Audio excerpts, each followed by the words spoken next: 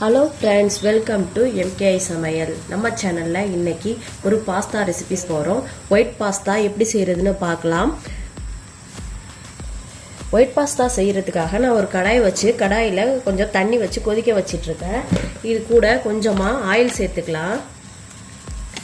Oil சேர்த்துட்டு கொஞ்சமாக தேவையான அளவு பாஸ்தா வேகிறதுக்கு தேவையான அளவு நம்ம உப்பு சேர்த்துக்கலாம். சேர்த்துட்டு நல்லா மிக்ஸ் பண்ணி விட்டுட்டு நம்ம எடுத்து வச்சிருக்க ஒரு கப் பாஸ்தாவை இது கூட சேர்த்து நல்லா வேக வச்சுக்கலாம்.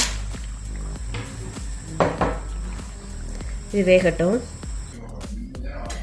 பாருங்க, நல்லா வெந்துடுச்சு. நம்ம இதை வடிச்சிட்டு வந்துடலாம். இப்போது நம்ம ஒயிட் பாஸ்தா செய்கிறதுக்காக தாளிக்கிறதுக்கு நான் வெங்காயம் ஒரு பாதி வெங்காயம் வெட்டி வச்சுருக்கேன். ஒரு பாதி கேரட் எடுத்து வச்சுருக்கேன். கார்ன் கொஞ்சம் எடுத்து வச்சுருக்கேன். ஒரு 3 பல் பூண்டு வெட்டி வச்சுருக்கேன். மைதா மாவு ரெண்டு ஸ்பூன் எடுத்து வச்சுருக்கேன். பால் எடுத்து வச்சுருக்கேன். சில்லி ஃப்ளெக்ஸ் வச்சுருக்கேன். அது காரத்துக்கு தகுந்தாப்புல போட்டுக்கலாம். எப்படி செய்கிறதுன்னு பார்க்கலாம் வாங்க, வீடியோக்குள்ளே போகலாம். ஒரு ஸ்பூன் ஆயில் சேர்த்துக்கலாம்.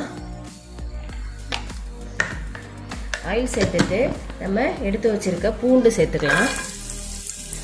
வெங்காயத்தையும் சேர்த்துக்கலாம்.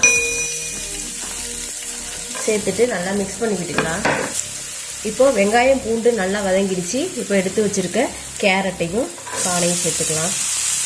சேர்த்துட்டு அதையும் நல்லா மிக்ஸ் பண்ணி விட்டுக்கலாம். இப்போ பாருங்கள், இந்த காய்கறிகள்லாம் நல்லா வதங்கிடுச்சு. இதை நம்ம ஒரு பிளேட்டுக்கு மாற்றி எடுத்து வச்சுக்கலாம்.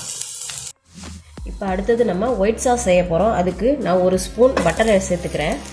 பட்டர் நல்லா மெல்ட் ஆகட்டும்.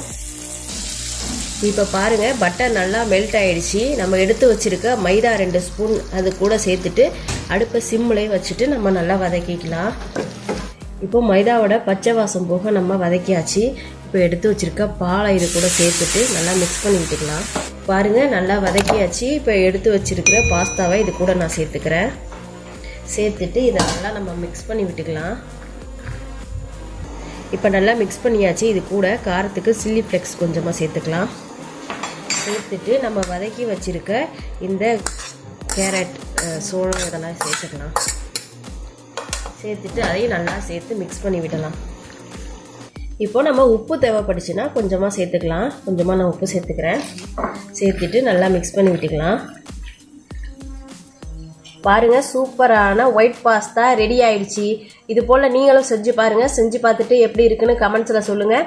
இந்த வீடியோ உங்களுக்கு பிடிச்சிருந்துச்சுன்னா லைக் பண்ணுங்கள், கமெண்ட் பண்ணுங்கள், ஷேர் பண்ணுங்கள். MKI சமையலை சப்ஸ்கிரைப் பண்ணுங்கள். Thank you friends.